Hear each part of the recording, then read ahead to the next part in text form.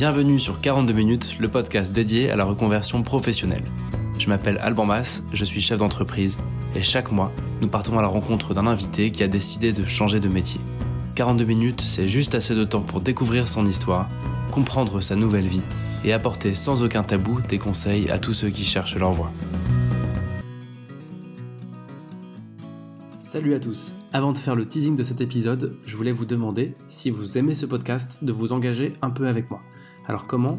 C'est en allant tout simplement sur Apple Podcast, qui est la seule plateforme qui permet de noter, en me laissant votre note, votre commentaire. C'est super important pour moi, pour des questions de visibilité, mais surtout pour essayer d'orienter les interviews vers des sujets qui vous parlent. Ce que je vous propose donc, si vous voulez contribuer, c'est d'aller sur Apple Podcast et de laisser en commentaire le ou les métiers que vous aimeriez entendre sur 42 minutes. Là, par exemple, tout de suite, si vous pensez à un métier qui vous fascine, qui vous intrigue, mettez sur pause, allez sur Apple Podcast, laissez votre commentaire et moi, j'irai chercher la perle rare pour vous. Voilà, revenons à nos moutons. Mon invité du jour, il s'appelle Ferdinand. Il a une double vie. Ferdinand, il est musicien-compositeur, mais à côté, il a trouvé avec le dev un moyen de faire coexister sa passion avec le niveau de vie qu'il recherche. Pour les novices, quand on dit dev, ici je parle de programmateur pour des sites web, des applications, etc. Ferdinand va tout nous dire sur son métier, mais avant ça, il nous a fait l'honneur de nous partager en avant-première sa dernière composition. Donc je vous dis bonne écoute.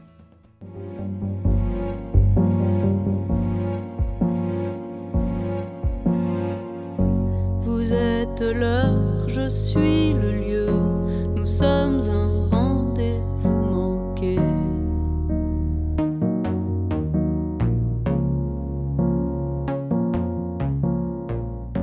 Vous êtes l'heure, je suis le lieu, nous sommes un rendez-vous manqué. Ferdinand, merci de prendre le temps de cette interview, très heureux de te rencontrer. C'est un plaisir. On va commencer direct avec la question la plus basique du monde, c'est qu'est-ce qui t'a amené à faire du dev ? Comment tu as démarré ? D'où tu viens ? Qu'est-ce que tu faisais avant ? Je sais pas si on peut commencer par le fameux truc de qu'est-ce qu'on disait qu'on voulait faire quand on était petit. Moi, quand j'étais petit, je me souviens d'avoir dit 3 choses et successivement d'avoir eu des retours des gens qui faisaient ces métiers qui me disaient « Elle là, mon petit gars, surtout ne fais pas ce métier-là, c'est un dur métier », de la part d'ouvriers du bâtiment parce qu'il y avait des travaux dans la maison de mes parents. J'étais assez captivé par tout ça. J'ai eu ce retour-là d'architecte parce que ma mère côtoyait pas mal d'architectes et que je dessinais des plans. Et puis j'ai eu ça de la part de musiciens parce que assez vite j'ai été passionné de musique. Donc au final, au moment de choisir une voie pour mes études, je vais dire que j'ai fait le choix assez facile de faire une prépa parce que j'étais bon en maths et assez vite avec l'idée de vouloir faire spécialisation dans le monde de la construction, donc c'est un peu à mi-chemin entre l'ouvrier et l'architecte. Donc j'ai été diplômé d'ingénieur génie civil en 2009, à la suite de quoi j'ai commencé à travailler pour une major française de la construction qui s'appelle Eiffage, qui est bien connue. Et parallèlement à tout ça, j'ai toujours fait de la musique. J'ai suivi des cours de violoncelle quand j'étais petit, entre mes 6 et mes 18 ans. Et puis à côté de ça, il y avait un piano, une guitare chez moi, donc j'ai un peu appris le piano et la guitare. Et assez vite, au-delà de l'apprentissage de la musique, il y avait quelque chose qui m'appelait au-delà du fait de la formation classique, un aspect créatif que je ne retrouvais pas dans la formation classique, qui était d'être devant un piano et une guitare et puis d'inventer des choses, de composer. J'ai passé 2 ans chez Eiffage. Au bout de 2 ans, donc le concurrent, à savoir Bouygues, qui m'appelle pour proposer quelques euros de plus sur le salaire, et puis un peu moins de temps de trajet quotidien aussi. Donc je n'ai pas trop réfléchi, j'ai été un peu tout droit pour faire exactement la même chose. Ton boulot à cette époque-là, dans les grandes lignes ? C'est ce qui s'appelle l'ingénieur méthode. Grosso modo, l'ordonnancement de la construction de la structure d'un bâtiment. Donc c'est quelque chose qui finalement où il faut pas une énorme scientificité derrière, il faut juste savoir qu'on doit construire les murs avant de construire le plafond et ensuite c'est beaucoup de bon sens et beaucoup de technique de la construction. C'est un boulot de bureau avec des déplacements ponctuels sur les chantiers, quelques fois à plein temps sur les gros chantiers mais sur plus un boulot de bureau d'études quoi. Au bout de 2 ans, je pars donc un peu vite chez Bouygues et puis ça se passe pas bien là-bas et donc ma période d'essai n'est pas à renouveler. Je me retrouve du jour au lendemain au chômage sans trop avoir compris pourquoi. Et puis donc avec déjà une première période de remise en question, À ce moment-là, j'ai commencé à faire de la musique de manière un peu plus personnelle. J'ai rencontré des gens avec qui créer. Grosso modo, jusqu'à présent, je jouais dans les groupes des autres. Je suivais un peu les autres dans leurs projets. J'ai rencontré à ce moment-là des paroliers et on fait des chansons ensemble. On profite pour faire un peu plus ça pendant quelques mois, mais malgré tout, je me sens pas de ne faire que ça. Et je reprends quelques mois plus tard une activité dans le monde de l'ingénierie, de la construction toujours, mais avec à ce moment-là une tendance dans le monde de la construction qui continue de se développer, qui s'appelle le BIM ou la maquette numérique. Donc grosso modo, le fait de modéliser un bâtiment en 3D pour ensuite le construire en vrai, mais d'anticiper au maximum via une maquette numérique. Donc je mets un peu ce mot-là sur mon CV en cherchant un peu par hasard, en contactant des gens sur LinkedIn, et j'arrive complètement par hasard dans une équipe de recherche et développement, en mettant aussi en avant le fait que j'ai pas un diplôme d'informatique, mais j'aime bien coder et que cette discipline appelle, on va dire, à numériser beaucoup de bâtiments et donc à avoir ce genre de compétences peuvent être utiles. Pour faire un peu le bilan, est-ce que tu as fini par identifier un peu pourquoi ça l'avait pas fait avec Bouygues ? Je crois que j'avais une tête qui convenait pas au chef de service. Et je pense qu'au-delà de ça, que ça m'avait révélé de manière un peu plus profonde, même si ça s'était bien passé chez FH, c'est que j'avais pas un caractère peut-être un peu grande gueule nécessaire pour réussir dans ces entreprises-là, où on va dire il faut un peu montrer qu'on est là, parler fort, s'imposer. Ouais. C'était pas mon style et je pense que je me serais fait un peu broyer. Donc c'était finalement un mal pour un bien que ça s'arrête aussi vite. Donc je me mets à chercher un nouveau travail avec le mot BIM sur mon CV et j'arrive un peu par hasard donc dans une équipe de recherche et de développement d'une ingénierie, une grande ingénierie française qui s'appelle CETEC. Cette fois-ci ça se passe du coup très bien, je rentre très bien dans les problématiques que je dois traiter. Je me mets du coup à faire beaucoup de code, à faire du développement, du C++ en l'occurrence. Là je suis complètement intégré dans un environnement je pense humain qui me correspond mieux. Et là ça prend un virage qui est complètement inattendu, mais qui n'est pas mon fait. On est 7 dans l'équipe, on a tous entre 27 et 30. Le chef de service, lui, en a 45. Il a un peu fait le tour de la boîte dans laquelle il a fait grosso modo toute sa carrière. Il a envie de partir et on se dit tous autour de lui qu'en gros, sans lui, l'activité qu'on mène à ce moment-là continuera pas et que l'équipe va exploser et qu'il y a malgré tout quelque chose d'assez fort qui s'est créé dans l'équipe et qu'il faut qu'on fasse quelque chose ensemble. Donc on va voir la direction en leur proposant d'externaliser l'activité qu'on a à ce moment-là, qui est une activité à la fois de mission d'ingénierie, de calcul de structure de pointe et de développement d'un logiciel pour faire ces calculs. On traite, comme on dit, les moutons à 5 pattes et pour traiter ces moutons à 5 pattes, il faut ouvrir le capot du logiciel et bidouiller dedans. Donc c'est ça le rôle de cette équipe. On va voir la direction en proposant d'externaliser l'activité. Il y a cette tendance autour de la maquette numérique notamment. Et malheureusement, la direction ne l'entend pas de cette oreille et la discussion tourne court, qui fait que après quelques semaines, un peu de guerre des tranchées, on va dire, les 7 personnes de l'équipe, on pose notre démission tous ensemble. Ça a été un peu irréfléchi sur le moment. Et puis donc on part, non pas en externalisant l'activité qu'on faisait jusqu'à présent, mais on repart de zéro, avec l'idée donc de développer un nouveau logiciel, de se financer en créant une boîte à 7 et pas à 2 ou 3 comme la plupart des jeunes start-upers le font. Ça, c'était en 2014. Et cette aventure dure pour moi 4 ans et demi. 4 ans et demi pendant lesquels je continue à beaucoup coder. J'étends un peu mon panel de compétences vers aussi le développement web. Toi, tu avais déjà commencé à te former au développement en tant que loisir avant le boulot précédent, c'est ça ? J'ai dû le faire un petit peu en étant adolescent. Il y avait une interface de programmation sur les calculettes Texas Instruments. Je ne sais pas si tu as connu ça. J'ai dû faire à ce moment-là un petit peu de JavaScript. Après, j'ai eu des modules de cours dans mon école généraliste, mais voilà, j'ai dû avoir 30 heures en tout. Je savais que c'était des modules de cours où j'avais eu des bonnes notes. C'était peut-être même des rares bonnes notes que j'avais eues pendant l'école d'ingénieur. Donc je savais que j'étais naturellement pas trop mauvais là-dessus. Enfin non, effectivement, je me suis formé sur le tas chez CETEC et puis ensuite dans la création de notre startup via des tutoriels ou en collaborant avec des gens extérieurs.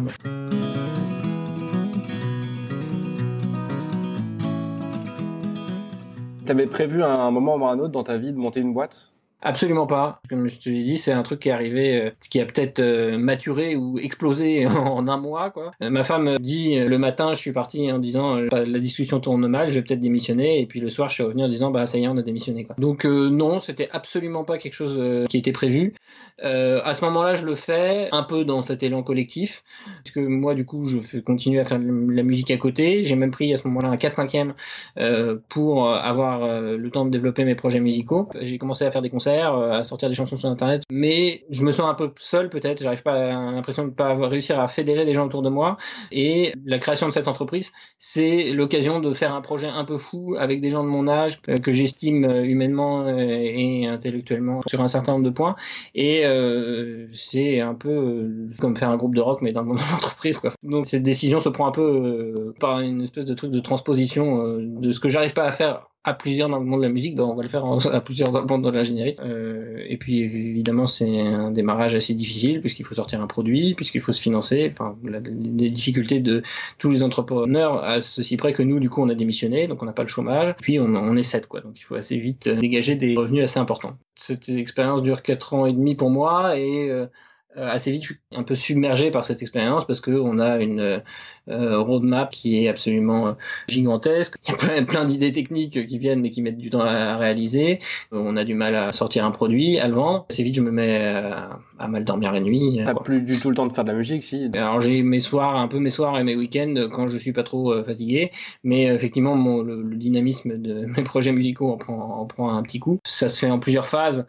J'ai quand même une vision à long terme. J'ai le sentiment que je ne vais pas m'épanouir dans un parcours classique d'entreprise, et que je vais m'épanouir dans un espèce de truc où je vais pouvoir aménager mon temps moi-même. Donc à ce moment-là, je me dis si cette boîte elle marche, après tout, je serai parmi les fondateurs, donc j'aurai tout à fait toute capacité à peut-être pouvoir réaménager mon temps comme je veux.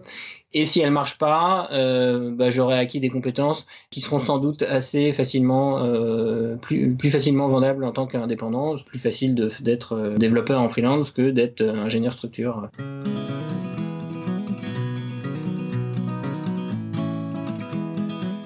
À quel moment tu te poses la question de recalibrer un peu ta vie, de prendre un virage? En 2016, j'ai mon premier petit garçon qui est né, et au bout de quelques mois, les insomnies du code ajoutant aux insomnies du petit garçon, ajoutées au fait que du coup la musique est encore plus réduite à une portion congrue, fait que je me dis qu'il faut changer tout ça, mais je vais prendre pas mal de temps pour le changer. La boîte tourne pas très bien, mais enfin elle continue à tourner un peu. Je me sens pas de partir du jour au lendemain, donc j'essaye un peu de déléguer, de passer de transmettre les compétences que j'ai. Je propose une formule où je dis que je prends 6 mois de break, vraiment à ma charge, et qu'à l'issue de ces 6 mois-là, je vois si je reviens ou si je reviens pas. Au final, ça s'est fait que j'ai pris 6 mois de break, je suis revenu encore pour 6 mois, et puis ça s'est arrêté. Pendant ton break, tu faisais quoi? Tu as fait que de la musique, du coup? Je me suis reposé déjà parce que j'étais à plat, quoi. J'ai fait beaucoup de musique, j'ai fait du bricolage aussi. J'ai emménagé dans un nouvel appartement, donc il y avait pas mal de petits travaux à faire. J'ai pas touché à une ligne de code pendant 6 mois. La décision a été prise, on va dire. Du coup, j'avais mis un peu de temps à couper le cordon. Donc j'étais, moi, associé dans la boîte, mais non gérant, donc j'étais salarié, donc je pouvais avoir une rupture conventionnelle qui me donnait le droit à un chômage qui était assez petit parce que comme la boîte marchait pas bien, on se payait pas beaucoup. Et j'ai pris ensuite quelques autres mois de chômage pour réfléchir, pour réorienter ma vie tout en continuant à faire de la musique à côté.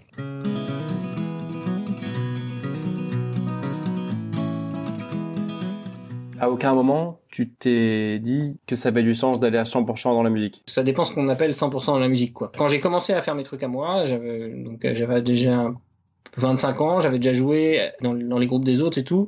J'avais vu à quel point c'était difficile. Enfin, j'avais vécu par procuration des espoirs un peu déçus, quoi.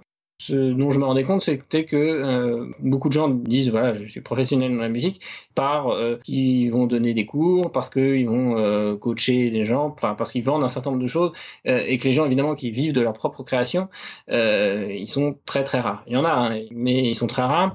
Et en fait moi c'était un peu ce truc peut-être ça ou rien, c'est-à-dire qu'en gros moi l'important c'était de libérer du temps pour ma propre création, mais que je ne m'épanouirais pas à finalement être dans un environnement musical pour le principe d'être dans un environnement musical. Moi, ce que je veux, c'est avoir le plus de temps à passer à composer et à mettre en valeur mes compositions. Ouais, je comprends tout à fait. Il y a le même phénomène, on en parlait un peu en off, même phénomène en photo. J'ai aussi quelques amis dans le même cas. À un moment ou l'autre, à un moment, tu prends la décision soit de vivre de la photo et de faire des projets pas fun, ou de garder ça dans une partie de ta vie où t'as pas de pression d'argent. Et où du coup tu es un petit peu plus libre et tu te blases aussi un petit peu moins. Ouais, il y a quand même une limite que je vois à ça, c'est que du coup j'ai toujours tendance à faire musique un peu tout seul dans mon coin. J'ai, on va dire, un peu souffert du fait de pas être assez en interaction avec d'autres musiciens pour pouvoir échanger, pour pouvoir s'entraider. C'est un peu la seule limite que je vois moi dans mon cas précis. Hein. Voilà, ce que je veux, c'est le moment où je suis content, où je suis heureux, c'est le moment où je compose une chanson. Et j'aimerais que ce moment arrive le plus souvent. Et puis, si possible, je veux que ce plaisir soit partagé avec d'autres. Mais du coup, ça ne dépend pas que de moi. On va dire que l'important, c'est la création. Et après, si je devais résumer la chose en une formule, c'est la différence entre vivre par la musique et de vivre pour ma musique. Donc c'est un peu la nuance que je ferais.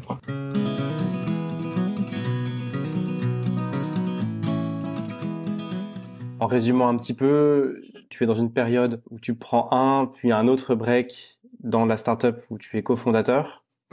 Et là, tu sens que d'une manière ou d'une autre, tu dois basculer vers autre chose. Ouais. Et si je comprends bien, le développement a pris une part importante dans ta vie, mais c'est pas encore complètement un choix acté pour toi.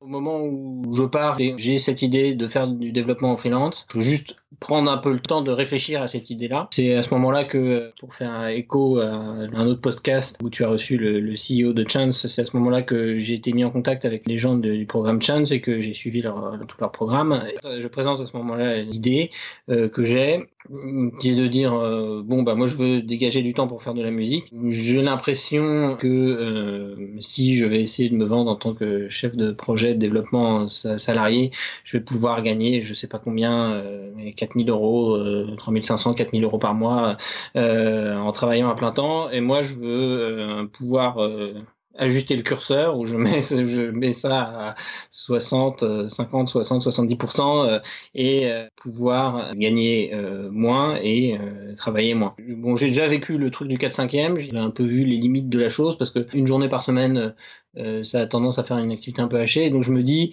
peut-être que l'idée d'être freelance dans le développement, ça permettrait de faire des missions sur quelques mois et puis ensuite d'avoir quelques mois de break pour faire de la musique et ainsi de suite. Enfin voilà, donc j'ai envie d'expérimenter cette nouvelle formule. Je présente aux gens du programme Chance ce projet en disant voilà, j'ai cette idée-là et je veux un peu la tester. C'est une idée malgré tout qui est un peu pragmatique, qui est que des développeurs, tout le monde en cherche. Donc, si je veux critiquer ma propre idée, c'est peut-être une idée qui manque un peu de panache, quoi. Donc, je suis leur programme. Ça permet de mettre au point un certain nombre de choses sur moi-même et sur finalement ce qui me fait lever le matin, quoi. Et finalement de mettre un parallèle entre le côté créatif peut revêtir la composition de musique et le développement. Je suis heureux à la fin de la journée si j'ai l'impression d'avoir fabriqué quelque chose dans un domaine comme dans l'autre. Ce programme me permet un peu de challenger cette idée, mais la déstabilise pas complètement, et je reste avec cette idée-là au moment où je commence à créer mon auto-entreprise, puis à démarcher des clients à mi-2019.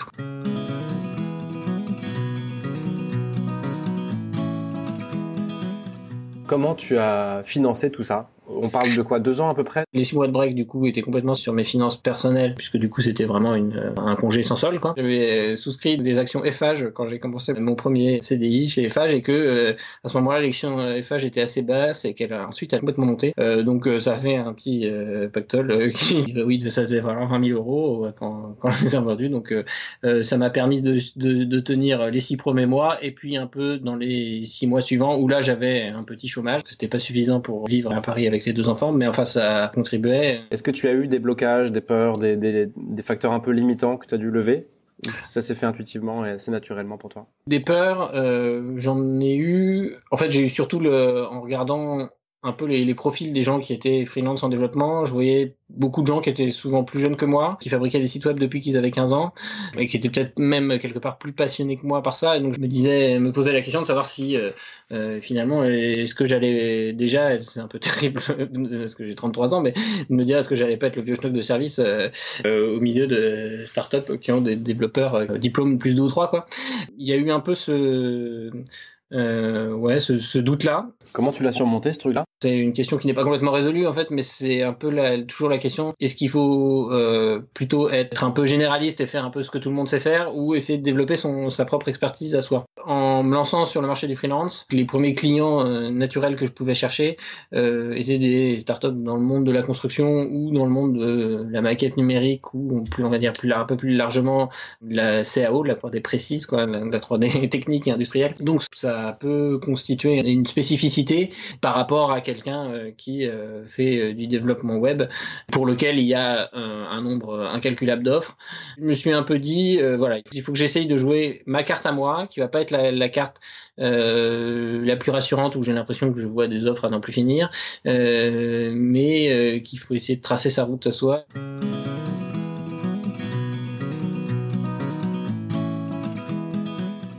Est-ce que tu as eu besoin de te former en plus, ou est-ce que tu étais déjà assez solide, ou assez solide en tout cas pour trouver tes premiers clients? Alors, assez solide pour trouver mes premiers clients, oui. Techniquement, j'avais pas trop de doutes là-dessus, même si j'ai eu un parcours un peu original dans ce domaine-là.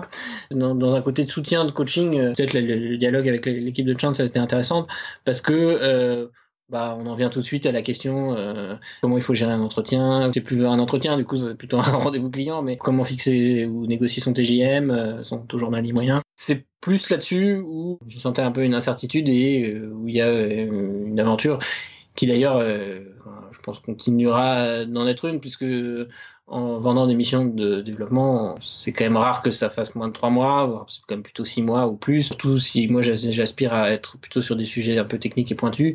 Par conséquent, c'est pas comme si on vendait des choses tous les jours, quoi. Donc la mécanique de vente, elle est à réaffiner à chaque fois ou à retravailler. Ouais, c'est intéressant. En fait, tu te sentais assez solide sur l'aspect technique, quitte à, j'imagine, à consulter des personnes ou des sites pour compléter ce qui te manquait, mais t'avais besoin d'être un peu accompagné, un peu rassuré sur la partie démarchage commercial, tout ça, quoi. Ouais, du coup, le démarchage, ça peut se faire de manière un peu informelle, en contactant des gens sur LinkedIn et tout, en reniflant, j'avais un peu envie de dire.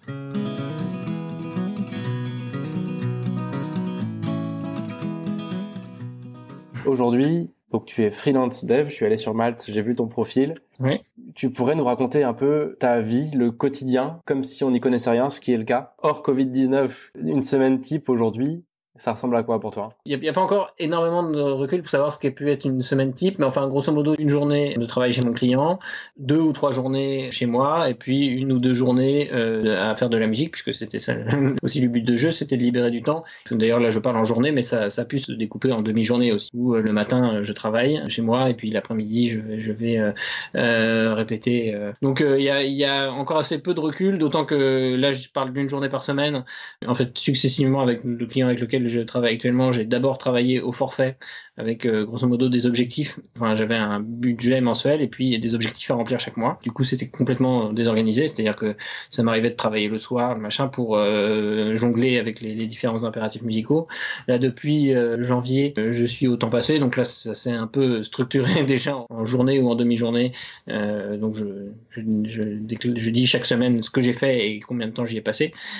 J'ai encore assez peu de recul, mais en tout cas pour l'instant c'est quelque chose qui m'a complètement convenu parce que ça a complètement répondu à l'objectif qui était de libérer du temps pour faire de la musique et de l'organiser un peu comme je veux, quoi. Quand tu es freelance, développeur freelance, au-delà de ta spécialisation, tu te vends soit au forfait, comme tu le disais, avec des missions et un certain budget pour faire ces missions, et tu te débrouilles après toi sur le temps. Ouais. Soit c'est ça. Je pense que les missions quand même à la journée sont quand même plus fréquentes. Au forfait, c'est quand même assez risqué pour le développeur. On peut très vite déraper sur une tâche qui peut nous paraître complètement anodine, découvrir des gros nœuds, surtout si on travaille dans une code base qui est déjà existante, qui est actuellement mon cas, découvrir des gros nœuds ou des gros blocages qui peuvent mettre du temps à démêler. À l'origine, la mission au forfait, telle que je l'ai pratiquée, on avait défini de bonne entente avec mon client que j'avais des objectifs à remplir, mais que on était assez souple sur les conditions de réalisation de ces objectifs, et qu'en outre j'avais quand même un fixe qui était garanti même si je ne réalisais pas ces objectifs. C'était un peu une formule qu'ils avaient trouvée parce que je sais pas pourquoi, mais ils avaient un peu du mal à accepter le fait de travailler avec quelqu'un qui travaillait au taux journalier. Puis entre-temps, ils ont pris un autre freelance parce qu'il y a un membre de leur équipe qui est parti, qui lui a dit d'emblée qu'il travaillait au taux journalier, donc finalement ça s'est fait comme ça, quoi.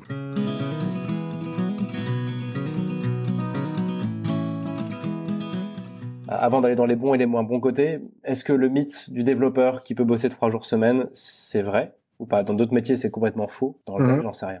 Pour l'instant, moi, ça, c'est vrai, mais je pense que là, ça marchait compte tenu de la spécificité du projet sur lequel je suis actuellement. Dans d'autres contextes, enfin, c'est des tâches qui sont assez prenantes intellectuellement.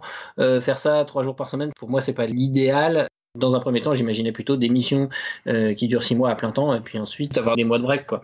À quel point c'est vrai? C'est sûr que c'est des compétences qui sont très demandées, donc du coup c'est plus facile de se flexibiliser vis-à-vis de l'employeur. C'est effectivement des métiers qui permettent beaucoup plus le télétravail. Après, j'ai que peu de recul sur la répétitivité de l'expérience. La seule chose que je peux dire, c'est qu'effectivement, il y a des grands besoins. C'est plutôt facile de trouver des missions qui sont relativement bien payées. J'ai pas assez de recul pour conclure. À date, c'est déjà intéressant d'avoir. Ouais. Enfin, souvent, c'est au démarrage que c'est difficile. Donc, si au démarrage il y a du boulot et que tu peux te rendre correctement, c'est plutôt un bon signal.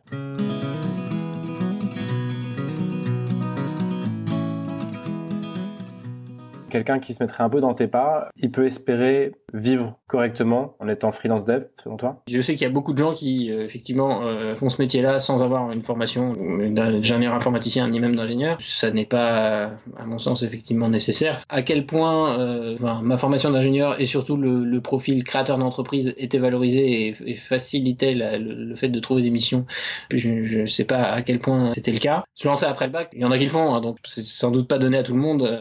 Je peux supposer que c'est bien quand même d'avoir des expériences de travail en équipe au sein de structures de start-up ou d'éditeurs logiciels ou de SS2I avant de se lancer complètement tout seul. Mais à vrai dire, je n'ai pas de généralité à émettre là-dessus, quoi. Un freelance, enfin si toi tu te vends correctement, si tu trouves un projet, je parle pas de la poule aux œufs d'or, tu vois, mais le projet un peu normal sur plusieurs mois, tu peux espérer à peu près couvrir tous tes besoins financiers avec ton job actuel? Complètement. Enfin, puisque tu parlais de Malte tout à l'heure, Malte, on peut voir les TJM, les taux journaliers des gens qui sont des taux journaliers indicatifs, hein, sur lesquels il y a une commission. Mais enfin, après, ça dépend de ses besoins, des besoins de vie. Bien sûr. Quelle voiture on a envie d'avoir, dans quel appartement on a envie d'habiter.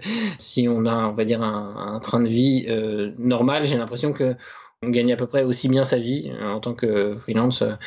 Après, il y a aussi la question du statut d'auto-entrepreneur, qui du coup n'offre aucune garantie sociale, mais c'est pas très solidaire de dire ça, mais en tant que développeur, comme on a le sentiment qu'on va toujours trouver du boulot, on dit qu'on n'a pas besoin de cette garantie sociale. Le statut d'auto-entrepreneur qui a quand même des avantages fiscaux assez importants par rapport à un CDI, c'est sûr que c'est pas le même ratio, d'autant que pour être développeur, on n'a pas beaucoup d'investissement de départ à faire, quoi. Il faut acheter un ordinateur et puis c'est bon, quoi, un téléphone. Ouais. Pour un profil un peu junior, quelqu'un qui se lance sur le marché en tant que freelance, tu penses qu'il peut espérer à peu près quelle fourchette, pour peu qu'il ait des clients, tu vois, évidemment, s'il n'a pas de clients, il n'y a rien, mais quelle fourchette de revenus à peu près mensuels, tu penses, pour quelqu'un qui serait pas un ultra spécialiste? Grosso modo, en tout cas, le message qui est passé, quand tu parlais de Malte tout à l'heure, quand j'étais les voir, il disait, nous, les gens qui se mettent à moins de 500 € au jour sur notre plateforme, ils nous intéressent pas. Ils disent ça parce qu'eux, ils ont une commission. Donc, toi, t'es à 700. Je suis à 700. Après, j'ai jamais fait de mission avec Malte, donc je sais pas à quel point c'est complètement vrai, parce que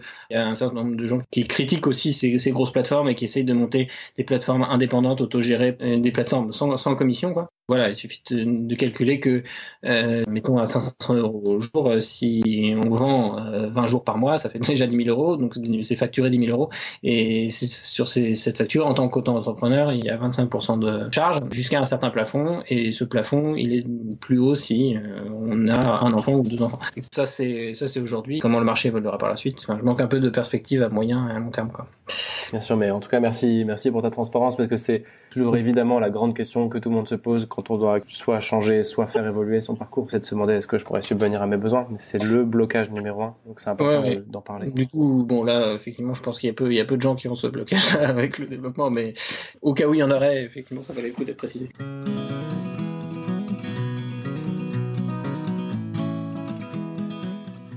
Aujourd'hui, qu'est-ce qui est différent dans la vie que tu as, donc de faire du développement comme métier? En fait, c'est ton gagne-pain, c'est ton métier. Ouais. Tu as aussi ta passion à côté et tu crées dans les deux, musique et dev.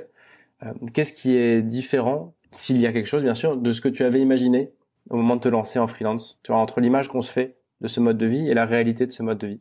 Je pensais qu'en tant que freelance vendu à la journée, j'aurais un peu plus à être vraiment dans les bureaux, quoi. Et que ma vie serait un peu plus séquencée entre des missions vraiment à plein temps et puis des périodes d'un intercontrat que j'utiliserais pour faire de la musique. Pour l'instant, d'une part, je peux travailler de chez moi, et puis d'autre part, je peux dire à mon client, cette semaine j'ai travaillé 3 jours, 2 jours, 4 jours, 2 choses qui sont plutôt positives par rapport à ce que j'attendais. Voilà, pour l'instant j'ai plutôt pas de points négatifs, mais je me dis que je manque un peu de recul. On mettra ça en commentaire quand tu commenceras à voir les limites du système. J'allais te poser aussi la question de qu'est-ce que tu apprécies. J'ai 2 enfants et c'est moi qui m'occupe des machines à laver, donc là du coup c'est assez pratique de pouvoir travailler de chez soi. Je suis quelqu'un d'assez casanier, donc c'est vrai que le fait d'être chez soi, il y a un truc assez confortable. Je pense que ce qui est souvent évoqué comme difficulté pour les gens qui travaillent chez eux, comme on dit les nomades digitaux, c'est effectivement le fait de ne plus avoir de structure, de plus avoir de cadre, se mettre à travailler à 11 heures, de rester en robe de chambre et tout. Moi du coup, tout père de famille qui va ramener ses enfants, du coup ça c'est déjà sa structure la journée entre le début et la fin de la garde. Il y a ce côté-là qui est bien. Bah voilà, puis de pouvoir aller faire les courses alors qu'on veut. Voilà, tout un tas d'aspects pratiques.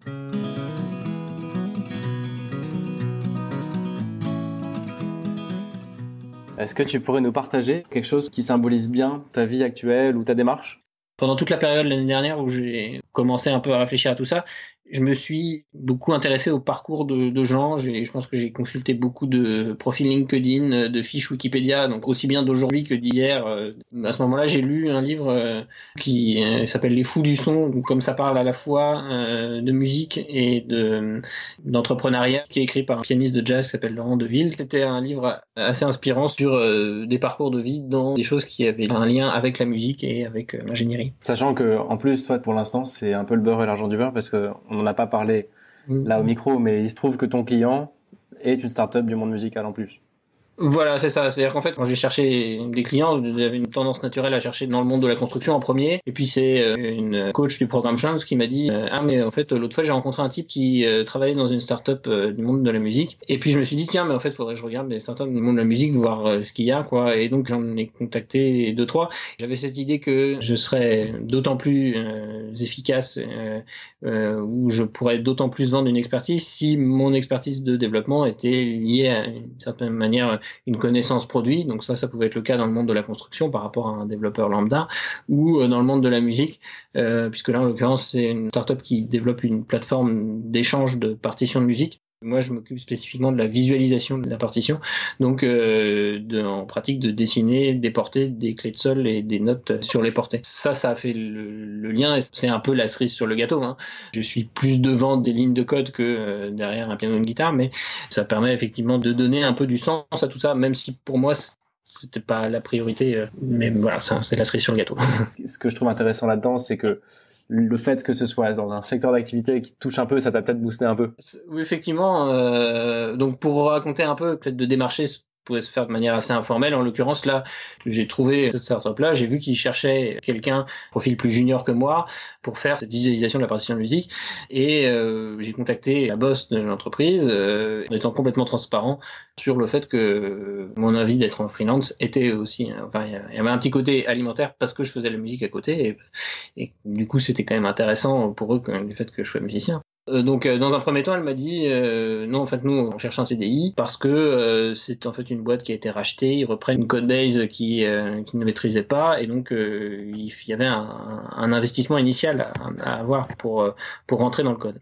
J'étais intéressé par le projet, donc j'ai été passer des entretiens, et puis comme ils avaient eu des expériences malheureuses de recrutement et que moi je pouvais pas commencer tout de suite pour une question de garde d'enfant, proposaient de venir faire juste une semaine de test, et à l'issue de cette semaine ils m'ont dit non, un peu coup de massue. Je dis non, en fait pour un truc qui était plus junior que ce que j'étais susceptible de pouvoir faire, je m'étais pris la porte, quoi. Et donc ça a été un peu remise en question, et puis le dimanche matin je me suis levé en me disant mais en fait qu'est-ce que je risque? Maintenant qu'ils m'ont dit non, on s'est dit que moi à l'origine je voulais faire du freelance, je vais leur proposer de faire une mission au forfait, donc leur dire voilà, dites-moi ce qu'il y a à faire, dites-moi quel est votre budget, et si je le fais, vous me payez. Et donc ils ont accepté cette formule-là, qui du coup n'était pas risquée pour eux, et puis comme j'ai fait ce que j'avais à faire en moins de temps que ce qui était prévu, en moitié moins de temps, du coup j'ai pu rentrer dans le système.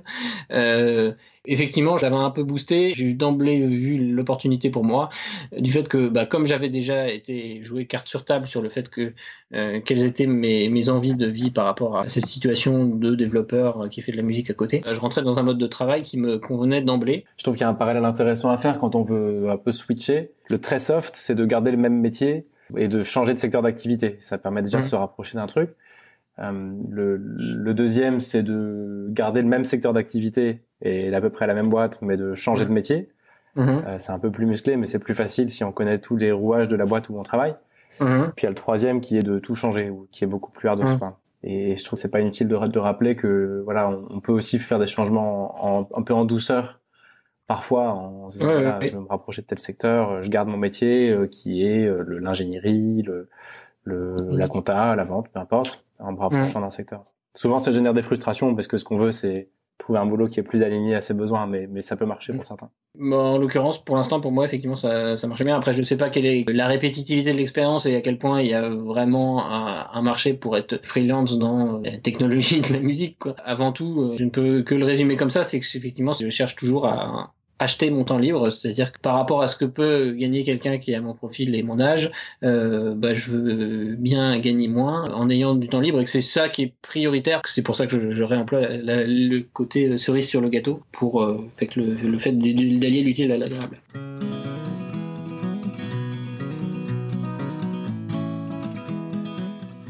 Comment tu vois la suite ? C'est une question sur laquelle j'ai toujours eu du mal à répondre. Sur ma première expérience professionnelle, quand j'étais chez FA, je me souviens qu'il y avait des types qui étaient dans le service qui étaient blasés, qui disaient mais enfin on va pas passer toute la vie dans ce service. Dans ma deuxième expérience professionnelle, je me souviens d'un entretien annuel où mon boss, celui qu'on a tous suivi ensuite pour créer la startup, me disait mais comment tu te vois dans 5 ans? Et je n'en avais aucune idée. Et en fait, du coup, j'en ai toujours aucune idée.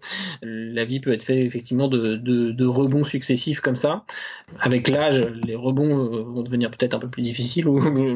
Mais là, j'ai vraiment du mal à voir la suite. Tout dépendra de la deuxième mission et puis de la troisième et de comment les choses s'organisent. Mais je suis incapable de me projeter, quoi.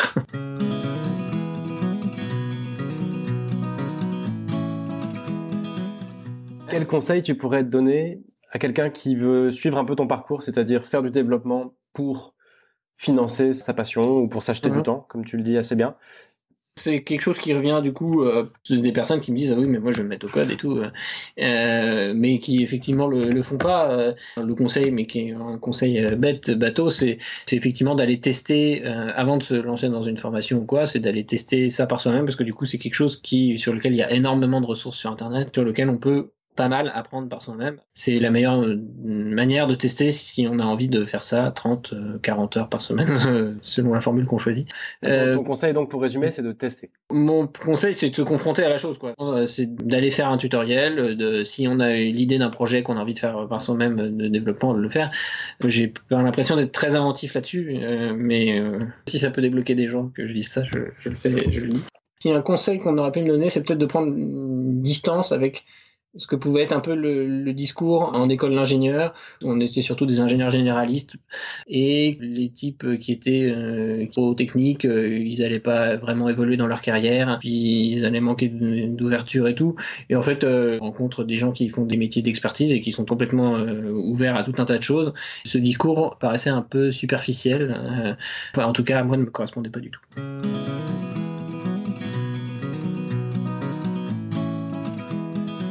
La question de la fin, qu'est-ce que tu recommanderais, le petit challenge qu'on peut poser, quelqu'un qui veut te suivre, qui veut apprendre à coder pour s'acheter du temps, qu'est-ce que tu lui proposerais de faire? Ce que je lui proposerais, c'est effectivement de se confronter à ce que peut être son futur travail, donc commencer déjà à se former, à chercher sur Internet un tuto, un projet de développement qui lui plaît, de se lancer et de se donner un objectif, de le faire sur une semaine, 2 semaines, un mois, je ne sais pas quelle période, pour effectivement se confronter à savoir est-ce qu'il aurait vraiment envie de faire ça 40 heures par semaine, parce que voilà, moi ça me plaît, mais je comprends tout à fait que ça puisse ne pas être le cas de tout le monde. Ouais, écoute, merci beaucoup, bonne chance à ceux qui tenteront ce petit challenge. Bonne chance à eux. Et moi je te remercie infiniment d'avoir pris le temps de nous raconter. C'était un plaisir, Alban. C'est déjà la fin de cet épisode, j'espère que ça a pu vous inspirer, j'espère que ça vous a plu. Je vous donne rendez-vous dans 15 jours avec une nouvelle interview. D'ici là, vous pouvez rejoindre le groupe Facebook, vous abonner, partager, laisser un avis sur ce podcast. Moi je vous dis à bientôt et éclatez-vous dans vos jobs.